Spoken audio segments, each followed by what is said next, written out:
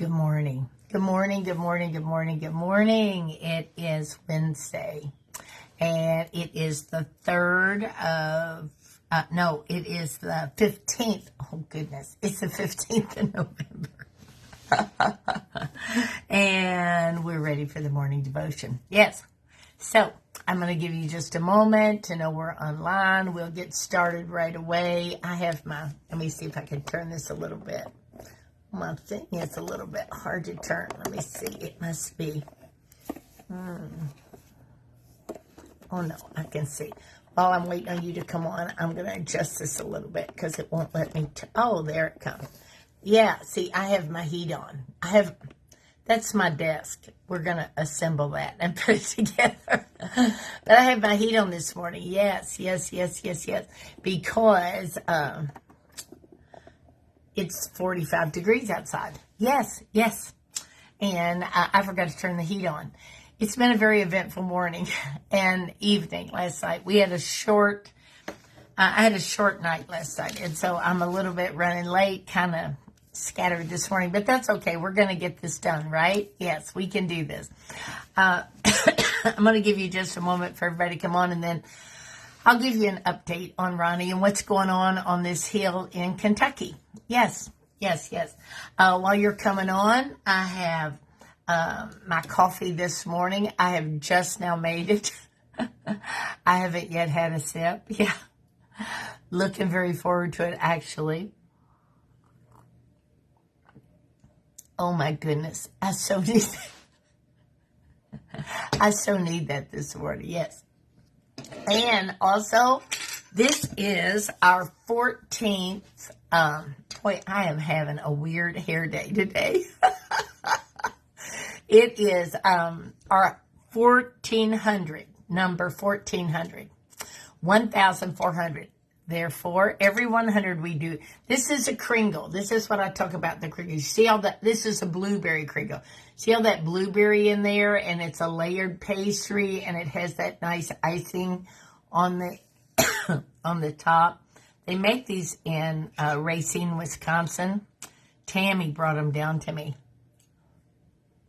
That does our photography. Man,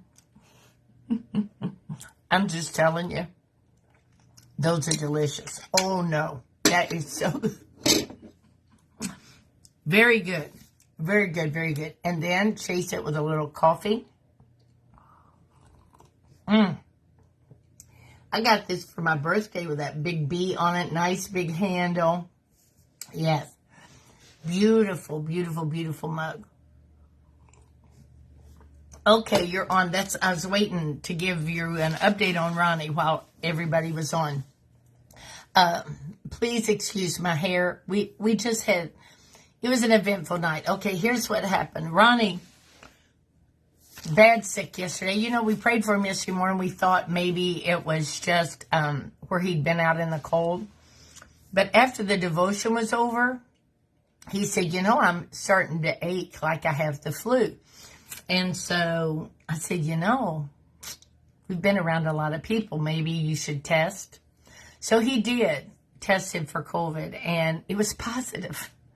We were totally blown out of the water. We never even dreamed it would be that. But so I called the doctor and said, okay, my tests are expired. So you want to retest with a good test? And so we wrote it in, and she did. He's positive. Yes. Now, the thing was, Ronnie was so sick, very sick. He couldn't hardly walk, very wobbly, very weak, achy. And he said, I can't wait for the results. It's just 10 minutes. But he said, I can't. You got to take me back home. So we came on back home. And then they called and told us that he was positive. He was too sick. I wanted him to go back in and get a steroid shot. It's what we did last time. But he said, I can't go back in. He couldn't hardly walk. He was so weak. And his legs, like they were going to give way. So the doctor called and talked to me at home. And she said, okay, if he's too sick to come in and get a steroid shot, we want to get ahead of this because of his asthma. So I went in and picked up a Medrol dose pack to get him started on steroids. And his O2 was 93. Well, you go to the hospital when it's between 88 and 90. And I said, that's too low. And so we started immediately. We jumped on it. We got him a Medrol dose pack, got him started on that. They have this thing called Paxlovid that is now, it wasn't before, but it is now FDA approved. It's like a Tamiflu for the flu. Like if you find out you have COVID within the first few days, you can take this and it cuts the severity and how long it lasts. And so he started that last night, took his first dose of Paxlovid last night, and his prednisone. He went to bed at 8 o'clock, and I went in to check it. I kept going in to check his oxygen while he was sleeping with my oximeter. When I went in at 10 o'clock, his bed was totally soaked. He was soaked. The sheets, the the mattress cover, the quilt, everything was soaked. So I got him up. We put new sheets on the bed, new quilt, started all over again. I went back at 12 o'clock, totally soaked. The whole sheets and the new quilt, and I gave him new pillows. These new pillows were soaked. Everything was soaked. So we moved to the spare bedroom at midnight, and then we stayed there all night. That did not happen again. But I felt like all that sweating was sweating all that out. I think that's a good thing. Like your fever was, when he first had COVID, because this is time number 3. But when he first had COVID, and I was giving him Tylenol every day to keep his fever down, and the doctor said you keep it down if it gets high, but if it's a low-grade fever, let him have it, because that is your natural way that your body is working all that stuff out of your system. And I remember that from before. So I gave him Tylenol when it was 100.3, and then I remembered that was yesterday morning. And then I remembered what the doctor told me, so we didn't give him anything for fever all day. We just let him have it was low grade. It was like 99 and 100. Let him have fever. And so, honestly, he sweat and sweat and sweat. And I felt like that would be a good thing. He slept till 8 o'clock this morning. He got up just a little bit ago. And, yes, when he went to bed, he could barely walk. Wobbling, barely walk. He come walking in this morning stronger. I said, you look better. He said, I'm feeling better. I think I've turned the corner. So we started his nebulizer treatments, of course, yesterday to get on top of it, keep those lungs clear. And he did one last night before he went to bed. He's already done one this morning. His O2 is back to 94 this morning. And so here's the deal. Now we're gonna have to change and go in another direction because I'm gonna cry.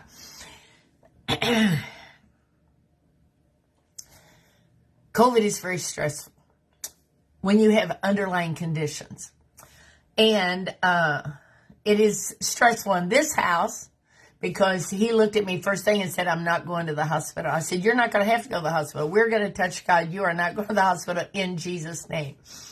But at one point last night, I checked his O2 was 89.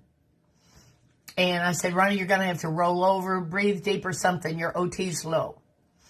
And sure enough, he did. And it came back to 92 and then 93. And but he kept sweating. See, I said, I know that the Lord is moving. I know he is. And so this morning, his OT's back to 94. He has no fever at all. The fever has broke. And he's on this 5 days of Paxlovid and then the Medrol dose pack. I think that's probably 5 days. And then the doctor, when she talked to me yesterday, she said, now, if he gets well enough to come in and see me tomorrow, bring him in. I want to give him a steroid shot. We're going to be aggressive. We are going to knock this thing out of the park. And so we're going to go in and do that today. And, but I know, we have a wonderful doctor here. And she has gone through this with us before when Ronnie was so sick the first time. And so she knows.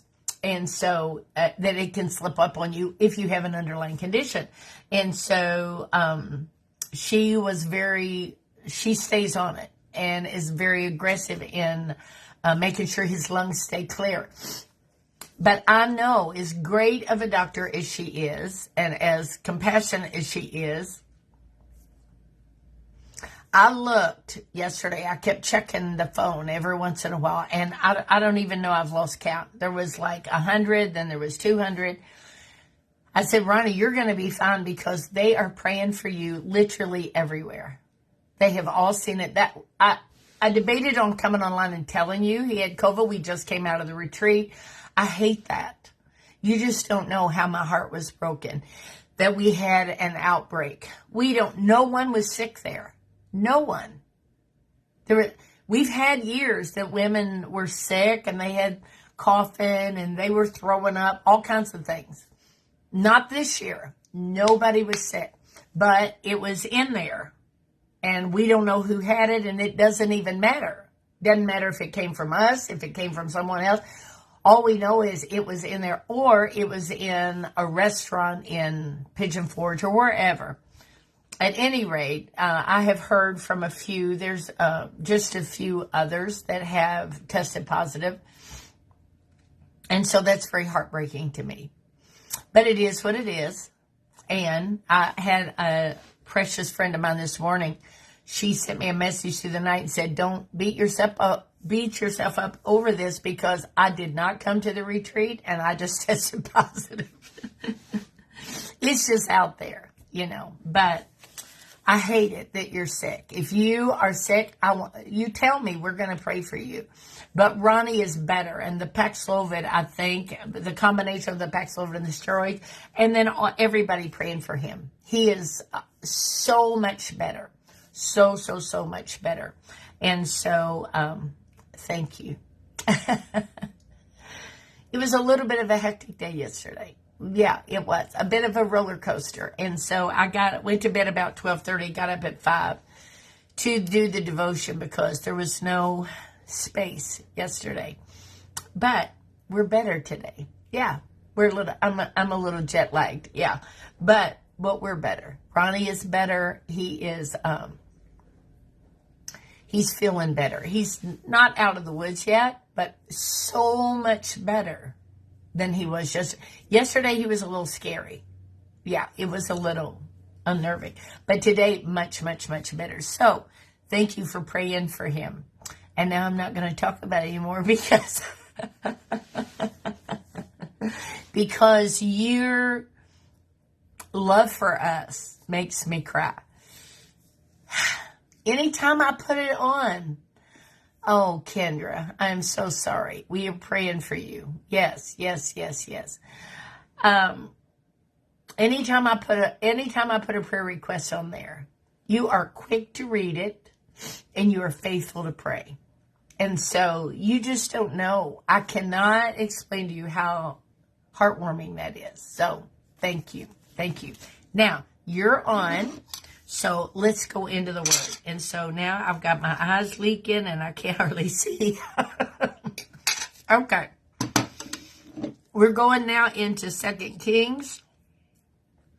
And we're going into the 5th chapter. 2 Kings chapter 5. 1 verse 3.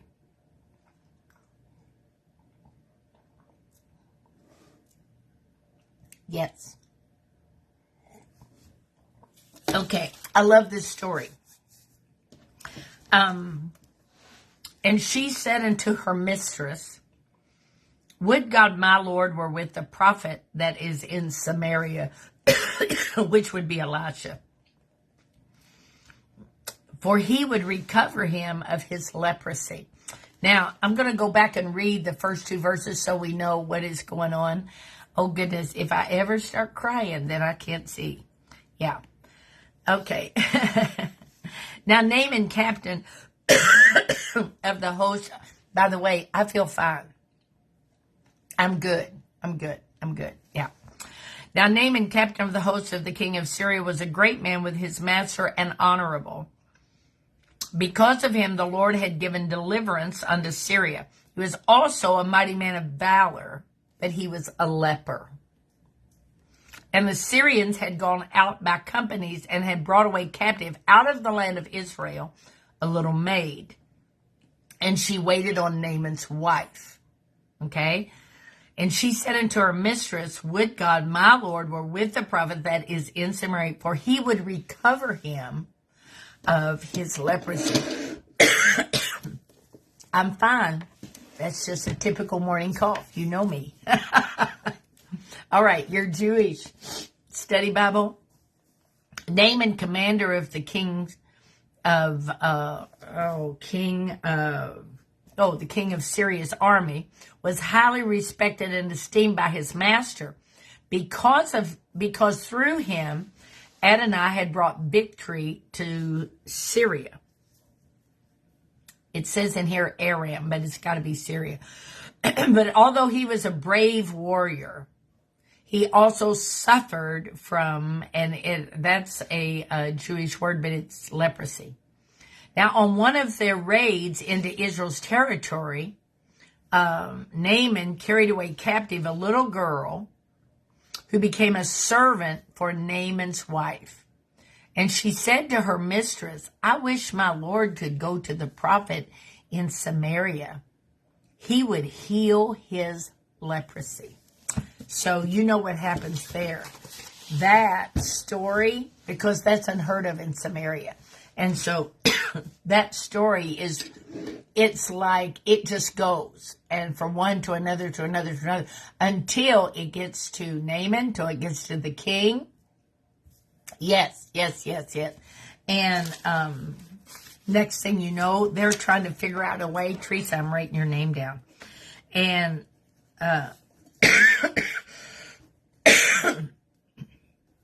I'm fine.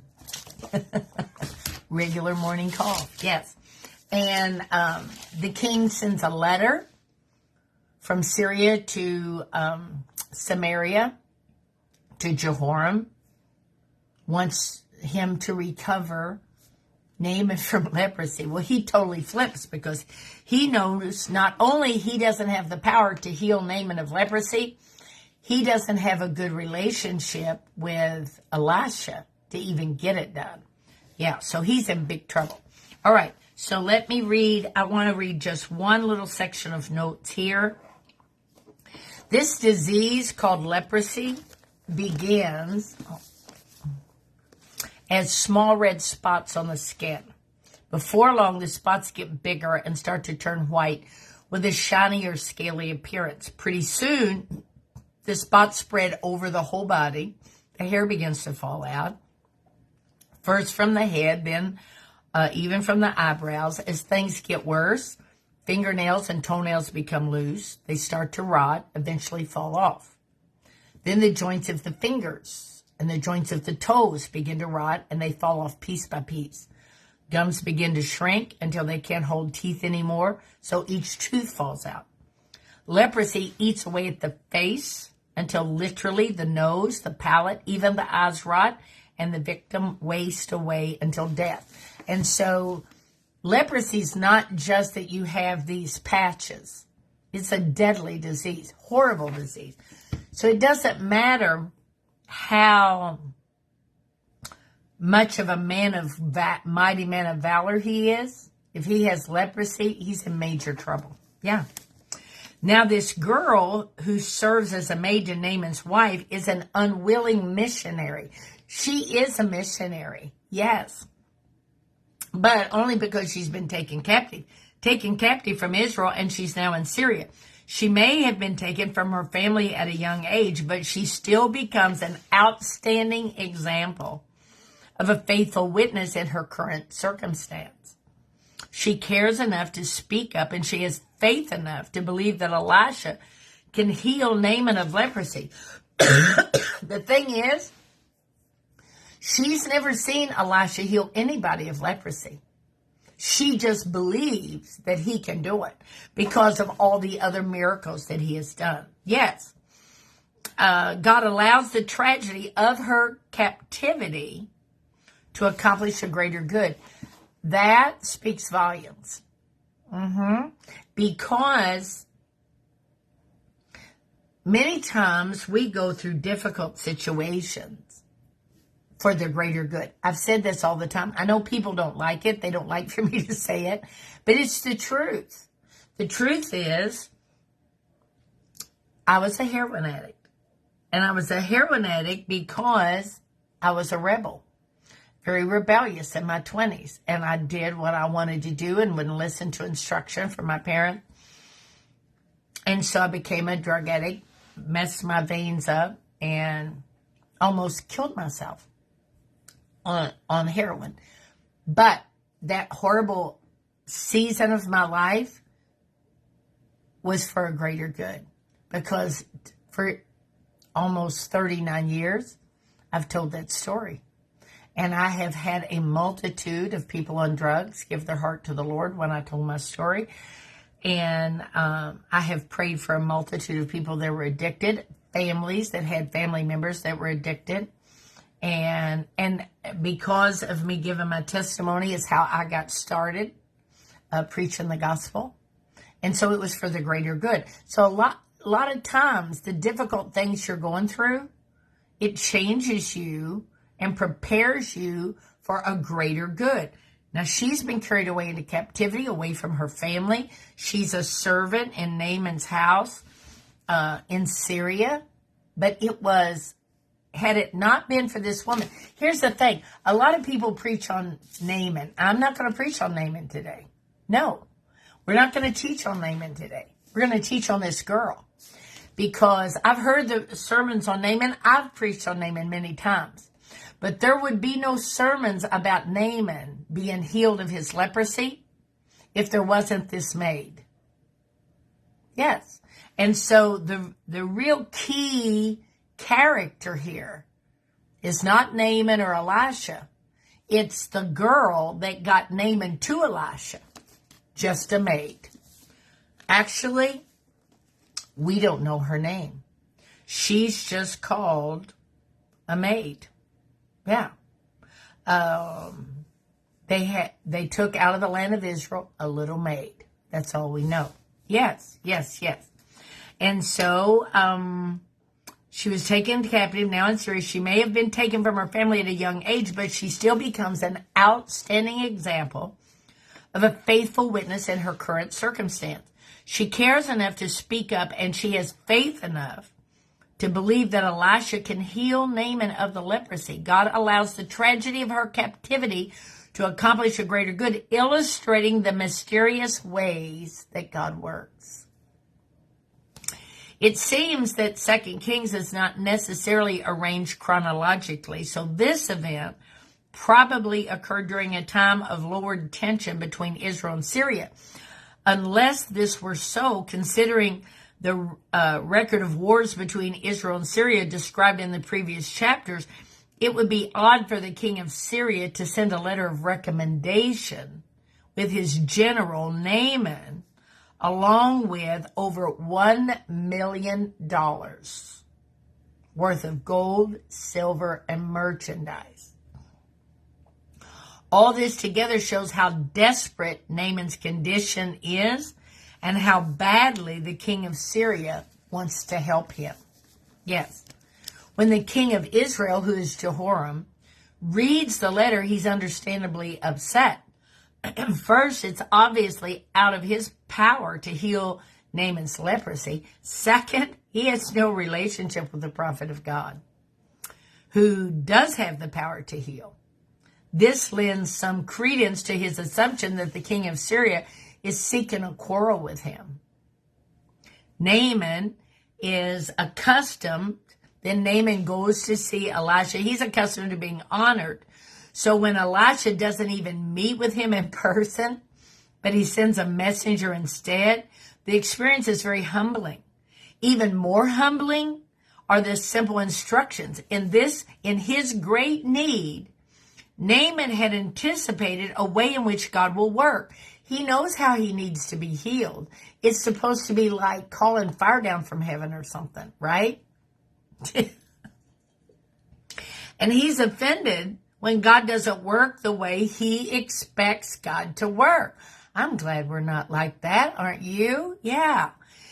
Because his expectation is crushed, Naaman wants nothing to do with Elisha. If the answer is washing in a river, Naaman knows that there are better rivers in his own land.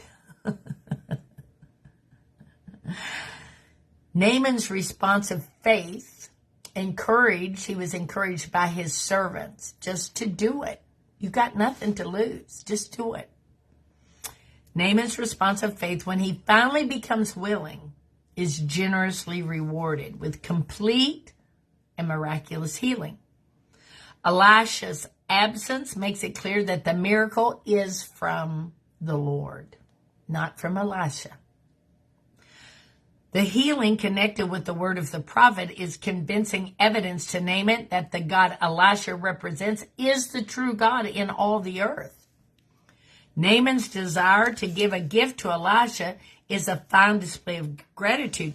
There's no evidence in the text that Naaman has any ulterior motive in his gesture. Yet Elisha steadfastly insists that he will take nothing from Naaman because, and I so admire that, because that gift that Elisha has is not for sale. It's not to the highest bidder for $1 million. No, it's just the God of heaven. He chooses to heal. Yes, yes, yes. All right, Naaman was the chief military commander of a persistent enemy to both Israel and Judah. As recently as the days of Ahab and Jehoshaphat, Syria had fought and won against Israel. His position and success made him a great and an honorable man, and personally, he was a mighty man of valor. Now, Jewish legend, we don't have this written in the Bible, but the Jewish legend believes that Naaman is the one that killed Ahab with the arrow. No proof of that, but that's what they believe. This same title of a mighty man of valor was applied to Gideon in Judges chapter 6, verse 12. It was given to Jephthah in Judges 11 and verse 1. It was given to David in 1 Samuel 16, verse 18. It was given to Jeroboam in 1 Kings 11 and 28. And then it was given to someone called Eliada, E-L-I-A-D-A, Eliada, in 2 Chronicles 17, verse 17. It seems that this is the only specific Gentile mentioned as a mighty man of valor. He was not an Israelite, but he was still referred to as a mighty man of valor. Naaman had a lot going on for him, but what he had against him was devastating. He was a leper, which meant that he had a horrible disease that was incurable and would slowly result in his death. No matter how good and how successful everything else was in Naaman's life, he was a leper. Matthew Henry said the notice was given him of Elisha's power by a little maid that waited on his lady. This maid was by birth an Israelite, providentially carried captive into Syria, and there preferred into Naaman's family, where she published Elisha's fame to the honor of Israel and Israel's God. This little maid has become a true-born Israelite, consulted the honor of her country, and could give an account, though but a girl, of the famous prophet they had among them. Now, there's only one way that that young maid could do that she came from a home that they talked about the prophet. Perhaps they had seen his miracles. She had heard the stories of the prophet. And so even though now she is in Syria and has been taken into captivity and is a maiden in Naaman's house, she has not forgotten the God of Israel, and she has not forgotten Elisha, who is the prophet in Israel. And so with her captivity, she brings her God with her. Even though she's surrounded by idolatry, I think that's very important. Because in the day that we're living in, you may be surrounded by idolatry, but you bring your God with you. Yes, yes, yes. Then this little maid has become a good servant. She desired the health and the welfare of her master. She was a good servant, even though she's a servant in Naaman's house. She's away from her family. She's not in Israel. Evidently, Naaman has been very good to her. His wife had been very good to her because she was concerned about his welfare. She desired the health and the welfare of her master, though she was a captive and a servant by force. The Jews in Babylon were to seek the peace of the land of their captivity. And we read that in, let's turn there. That's Jeremiah. Let's go to Jeremiah 29 and verse 7. Jeremiah 29 and verse 7. And seek the peace of the city whither I have caused you to be carried away captive. And pray unto the Lord for it, for your captive city. For in the peace thereof shall you have peace. And so if you're held captive in this other city, like she's held captive in Samaria, you pray for the peace of that city. Yes. And that's what she did. She would to God that my master Naaman was in Israel, was in Samaria, because there was a prophet there that would heal him of his leprosy. She wants him to be healed. Yes, the Jews in Babylon were to seek the peace of the land of their captivity. Elisha had not cleansed any leper in Israel. And we know that by Luke. Let's go to Luke in the New Testament. Luke chapter 4 and verse 27. Luke 4 and 27. This is Jesus speaking, red letter. And many lepers were in Israel in the time of Elisha the prophet. And none of them was cleansed, save Naaman the Syrian. There were many lepers in Israel in the time of Elisha the prophet, and none of them were cleansed, save Naaman, who was a Syrian. So she had not seen Elisha heal a leper. She hadn't even heard of him healing a leper. But she knew that Elisha, there was nothing he couldn't do because he was a man of God. And so, would to God that my master Naaman was in Samaria, because the prophet, there is a prophet there that would recover him of his leprosy. She had great faith. Elisha had not cleansed any leper in Israel, yet this little maid, from the other miracles he had wrought, inferred that he could cure her master. So what is that? What is that whole story? Now, I'm not going to go into the Naaman thing because you've heard that many times. But what is the significance of this little maid? It's the fact that we all talk about how Elisha sent him to the Jordan River and he dipped 7 times and he was cleansed. And then how Gehazi, he offers a reward to Elisha. Elisha refuses it. Gehazi goes and gets it, ends up with his leprosy because he lied about it and he hid it from Elisha. He ended up with Naaman's leprosy. But how did all of that even start? How did Naaman, a Syrian, even know that there was someone that could heal him?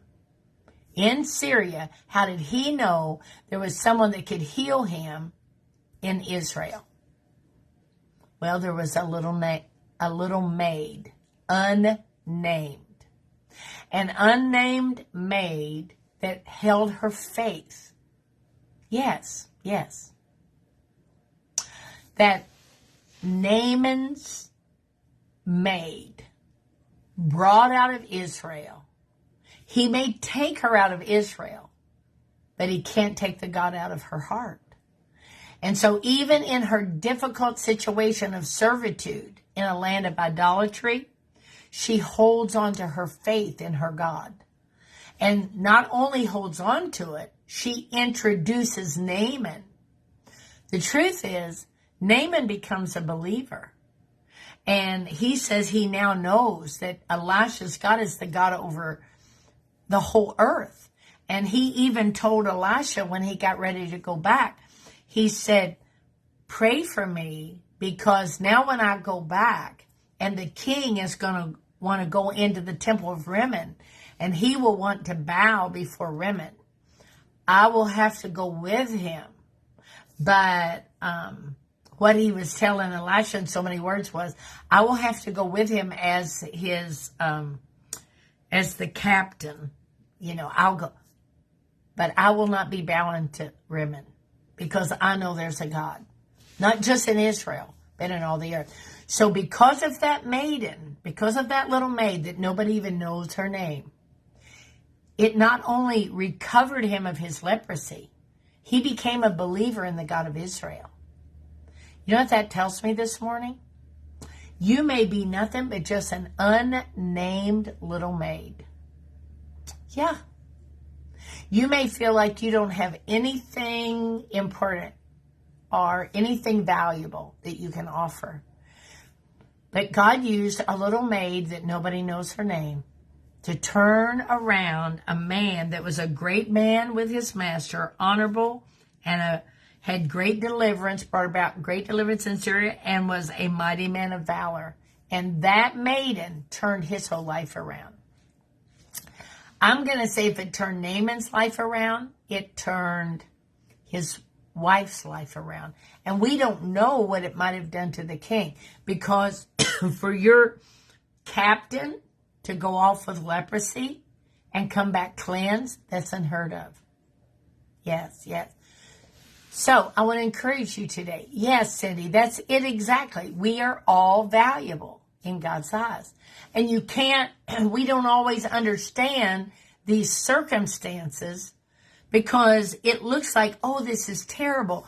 She's been taken away from her family, and she's a servant in Syria. How horrible is that? But if she hadn't walked that out, Naaman would have never been healed. He would have never known there was a God in Israel. And so because she went through that difficult situation, he positioned her right where she needed to be to make a change in Naaman's life. Maybe this morning the Lord's positioned you, and you're in a very difficult situation, but he is getting ready to show himself mighty in your life. I know this. Ronnie and I were in a very difficult situation yesterday. It was very exhausting. It was a little, when that test came up positive, our hearts sank.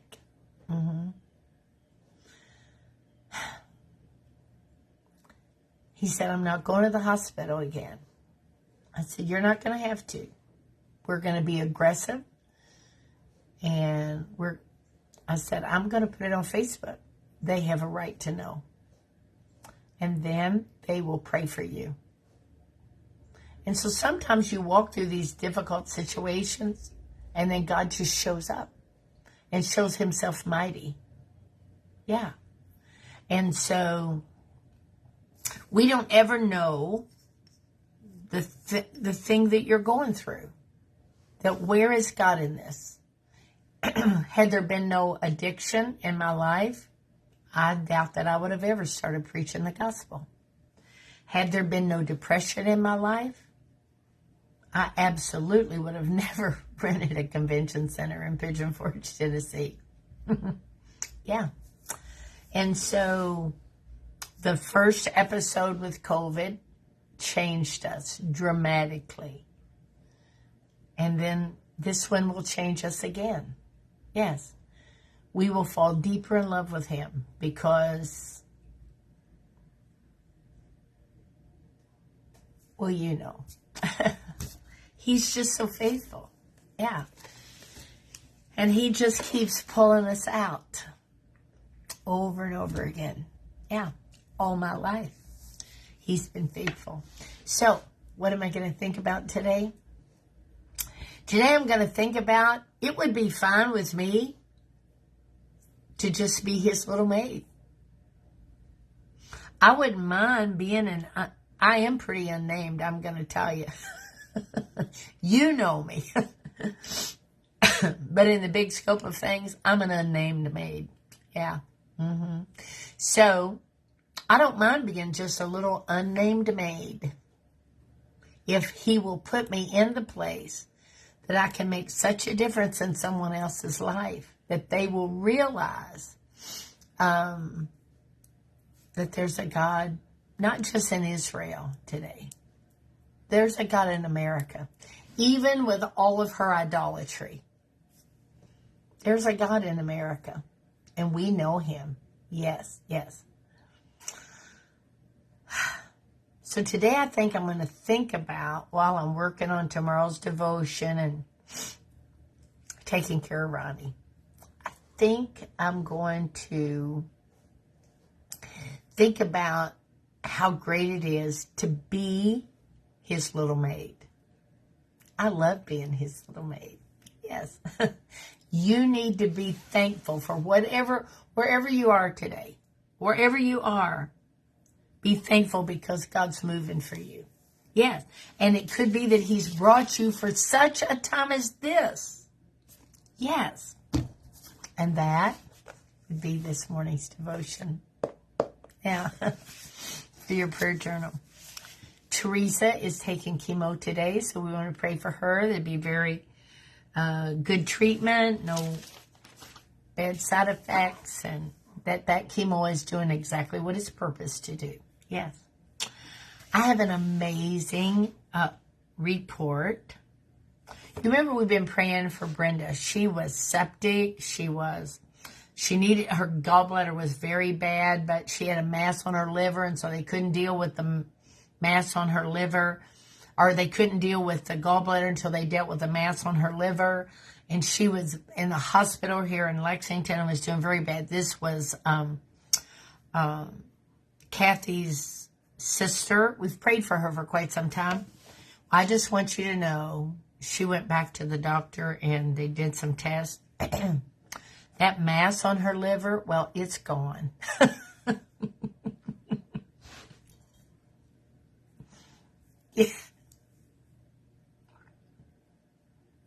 Yeah. That's what I'm talking about. The mass is gone. Yeah. So now, they're going to do the gallbladder surgery. Yeah. And so, but the gallbladder is in very bad shape, and so it's going to be a very extensive surgery, not just the little one. And so she's very anxious about this surgery. And so Kathy said, please pray for her peace because she just is dreading this surgery. But listen, the same God that caused that mass to disappear, he's got her. That's going to be a great surgery, right? Yes, yes, yes, yes. We want to pray for Amy that's going through chemo. She only has one more chemo, but she's been having a very difficult time, had to have the blood transfusion. And so we want to continue to pray for her that she just needs that healing touch. Yeah. We want to pray for Ann. This is a new one. Ann, they have done, they're going to do a CT scan because they have found a mass. So here's what we're praying. There is a mass there. Oh, wait a minute, or maybe it won't be there. Because when they went to look at Brenda's, oh, yeah, it's not there anymore. So I think we can just pray that same thing for Ann. That when they go to do the CT scan, oh, yeah, well, the mass is gone. It was gone for Brenda. It can be gone for Ann. Yes, yes, yes. We want to pray for Corey. This is a new one. Corey is a young man in his 20s, I think it is, that I read. He's had a fever, very high fever for 12 days in a row. They cannot find out. He's been to doctor after doctor. They can't find out what's causing it. Extremely high and dangerously high. And they had to take him to the ER at 2 o'clock this morning. And so we want to pray for Corey, young man, Corey. Then remember Moses? We were praying for little Moses. Little Moses, 8 months old. We've been praying for him. And he's only 13 pounds, and he'd had some problems. He is now vomiting and can't keep any food on his stomach. He needs a healing touch, little Moses. Yeah. And then we want to pray for our sweet friends. I'm not giving their name because I don't have that permission, but we're going to call him, you're right, Virginia, we're going to call him DC. And DC needs a kidney transplant. And so it doesn't matter if God just gives him a whole new kidney or he gives him a transplant. Because we know that God has got this thing orchestrated all the way through. And we know that he's a healer. Yes. I'm praying that God regenerates that kidney and causes it to kick in and function. But if he goes by the way of the transplant, then I pray that it's a very successful. We're just believing and trusting God for a good report for DC. Yes, yes. We're praying for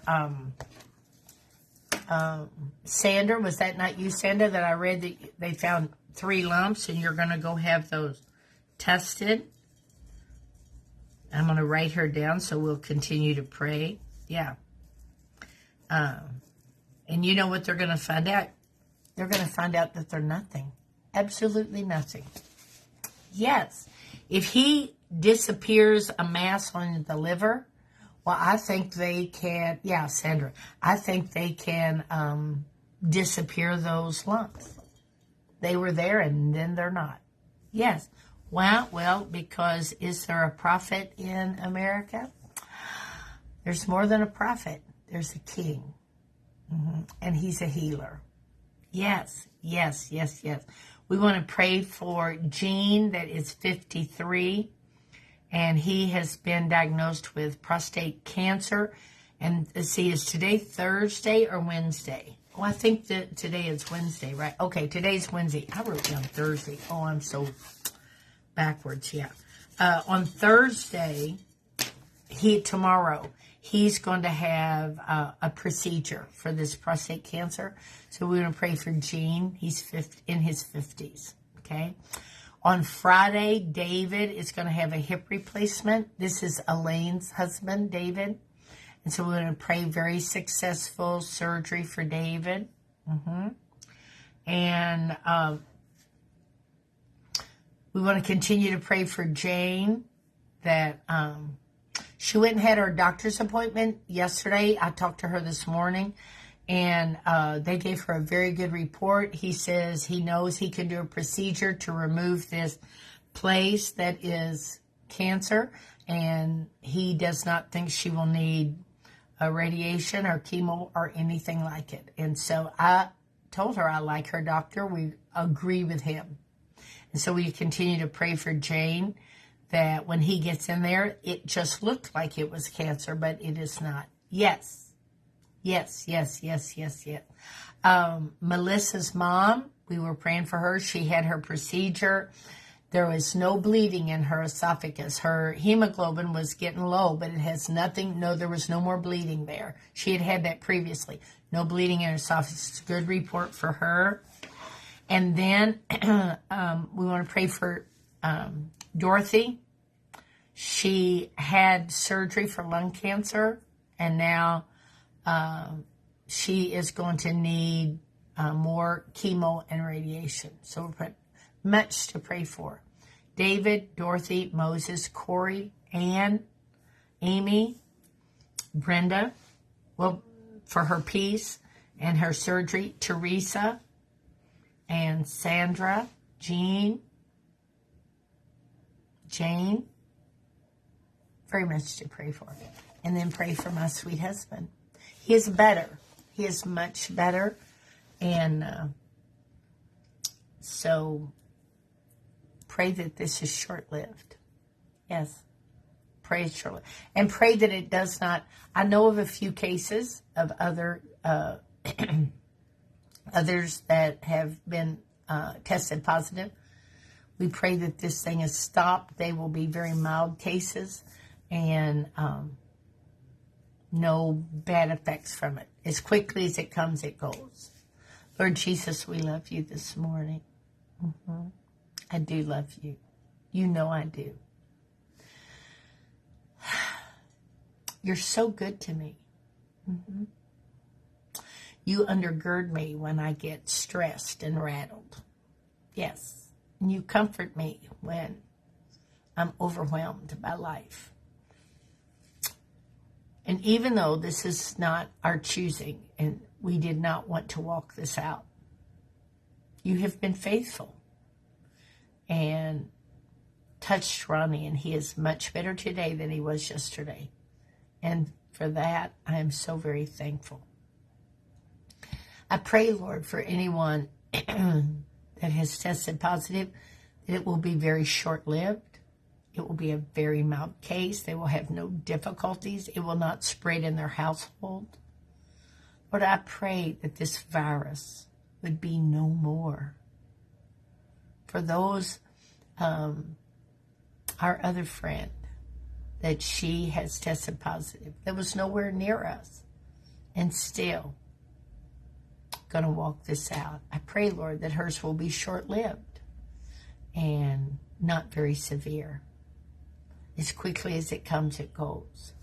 And then for everyone in our prayer journal, Lord, for everyone that has difficulty in their body, those that are facing surgery, those that have been diagnosed with cancer, those that are walking out the COVID virus, all those that have been affected by this virus, or those that have found masses, all those that have been touched by sickness and disease. You're the healer. And there's absolutely nothing that you cannot do. And we know that, Lord. In the same way that you touched Brenda until the mass was no more, I pray that you do that over and over and over again. I pray that the mass will be no more for Ann. It will be no more for Jane. Lord, when they go in to do these tests, that their tests are going to be favorable, that their chemo treatments are going to do exactly what they're purposed to do and nothing else, and no bad side effects. I pray for peace during their surgeries, for very successful surgeries. I pray for Corey that fever comes back down to normal and they find the source of that fever. Lord, I pray for all those that I've just read their names over and over again, that you go to each home, each hospital room, and that you bring healing to their body. I pray for David's mom this morning, Lord, that they have put back on the ventilator. I pray that you would undergird her, strengthen her body, bring her back off this ventilator. I pray for our friend DC. Lord, that you would lay your hand upon that kidney, the same way that you recovered Naaman of his leprosy. You can recover DC from a kidney that does not want to function. Lord, I pray that you turn this around. Let healing, show yourself mighty. Show yourself strong in these lives. Show up, Lord, and turn their situation around and change the diagnosis of their doctor, Lord. And we thank you for that. And we praise you for that. In Jesus' name. Amen. Yes. Yes. He is so very good to us. Yes, he is. Thank you for praying us here on this hill in Kentucky. We appreciate your prayers. We're not out of the woods yet, but so much better than yesterday. Yes, yes. And so we'll see you in the morning at 8:30. We'll go a little bit further and see what's going to happen in Elisha's life. All right. You know I love you. See you in the morning. God bless.